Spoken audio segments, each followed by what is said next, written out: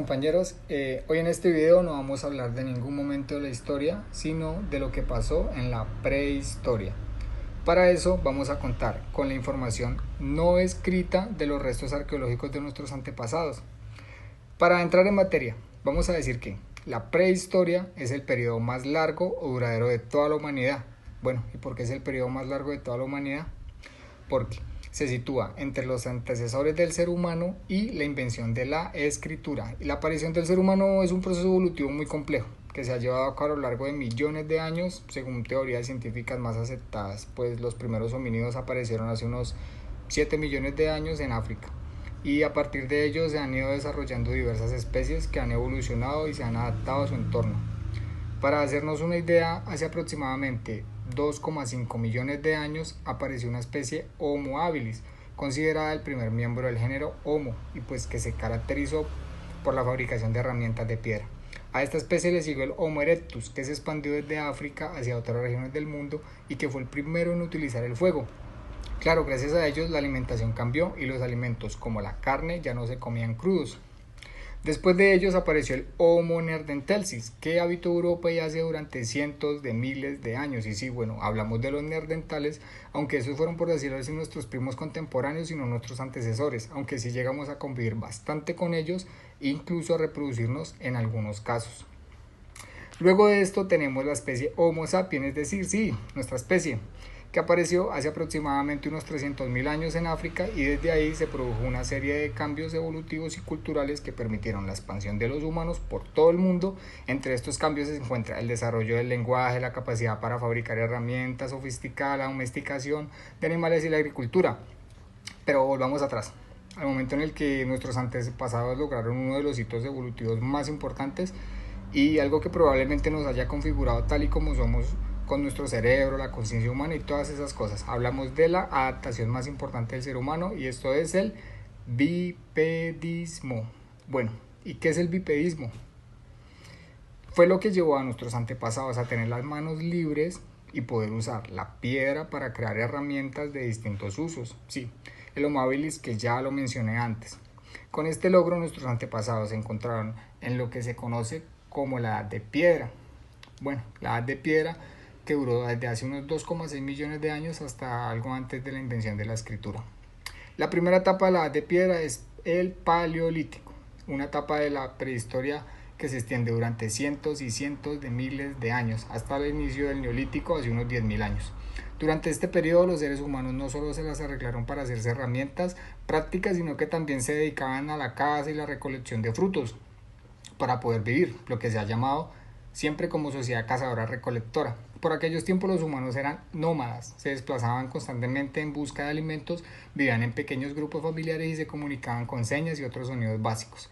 Los humanos del Paleolítico también tenían otras formas de expresión y se dedicaban a hacer representaciones simbólicas como la creación de pinturas rupestres en las paredes de las cuevas, donde dibujaban plantas, animales, hombres cazando.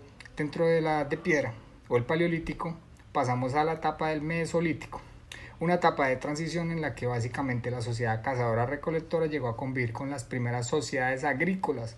Además, nuestros antepasados prehistóricos también se dedicaron a mejorar sus herramientas, empezaron a utilizar chiles, huesos, madera, astas de animales. Bueno, parece que además durante el Mesolítico hubo un clima bastante bueno, lo que permitió la expansión de los bosques y la aparición de nuevos recursos alimentarios como nueces, bayas. Todo esto hizo posible un aumento de la población, lo que llevó a nuestros antepasados a establecerse poco a poco y crear asentamientos temporales. Ahora bien, las mascotas se las debemos a nuestros ancestros mesolíticos que se dedicaron a la domesticación de perros, cabras, ovejas. Ahora, llegamos hasta aproximadamente unos 10.000 años, momento en el que la agricultura y la ganadería se convirtieron en el boom más absoluto. Entramos al Neolítico, etapa en la que por primera vez se empiezan a construir pueblos y ciudades y aparece la propiedad privada, el comercio. A partir de aquí, el nomadismo se hizo cada vez menos común en los procesos humanos.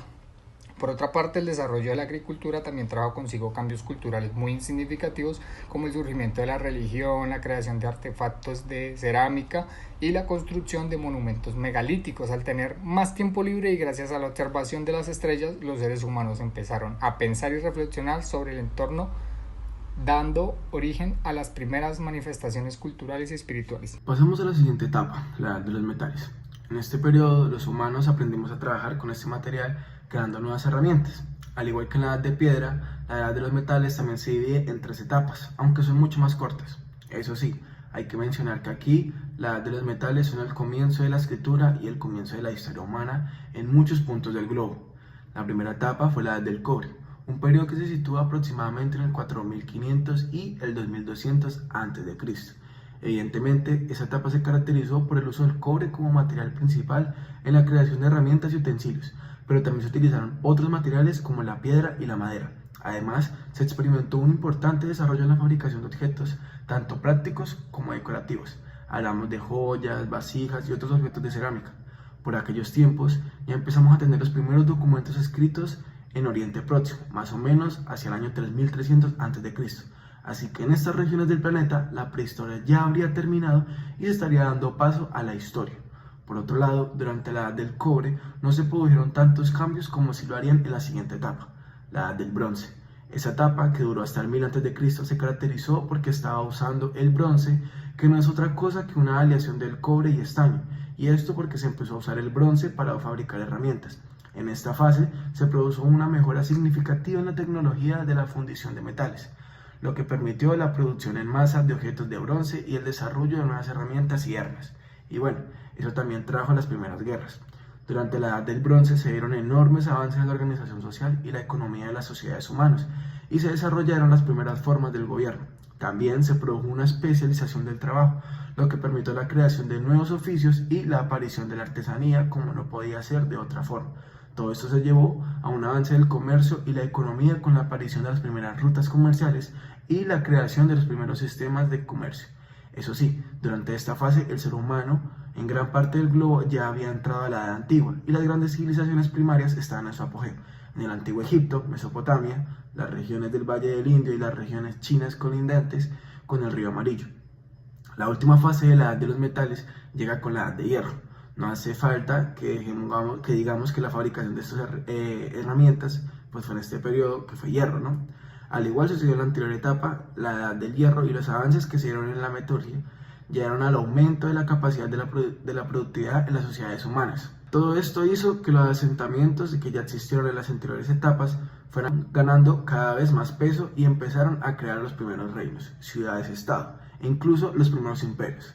También se innovó en la creación de nuevas monedas o sistemas de intercambio muchos más avanzados.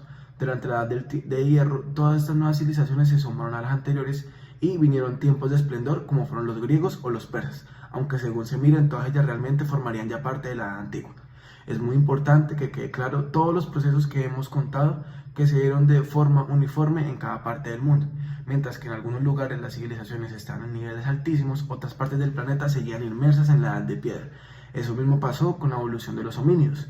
Ahora bien, si se ha ocurrido pensar en la historia americana, recordemos que era un continente totalmente apartado, y mientras que en Europa, África y Asia tuvieron conexiones directas, sus civilizaciones desarrollaron de forma similar los valles fértiles de grandes ríos en el ser humano, que se enfrentó a otro tipo de aventuras en el continente americano. El que resulta la prehistoria americana, dada desde los primeros hombres hasta la llegada de los conquistadores en el siglo XV durante el Paleolítico. Una de las teorías más plausibles es que los primeros seres humanos llegaron a América a través del estrecho de Beringa hace unos 15.000 años, y todas estas poblaciones se adaptaron a los diferentes entornos desde las tundras del norte hasta las selvas del Amazonas del periodo arcaico, que se desarrolló entre el 8000 a.C. y el 2000 a.C. Las poblaciones americanas continuaron siendo cazadoras-recolectoras, aunque en algunas regiones de América, como en Mesopotamia y los Andes, se desarrollaron técnicas agrícolas y cultivaron plantas como el maíz, el frijol, la papa y la calabaza.